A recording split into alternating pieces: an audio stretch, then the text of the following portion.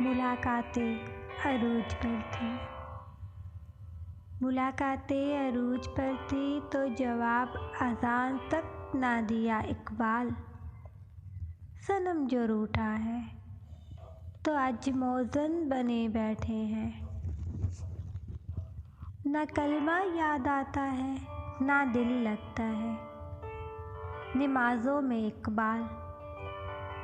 काफिर बना दिया है लोगों को 2 दिन की मोहब्बत ने। कितनी अजीब है गुनाहों की जुस्तजू इकबाल। कितनी अजीब है गुनाहों की जुस्तजू इकबाल।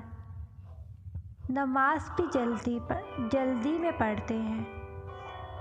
नमाज भी जल्दी में पढ़ते हैं फिर से गुनाह करने के लिए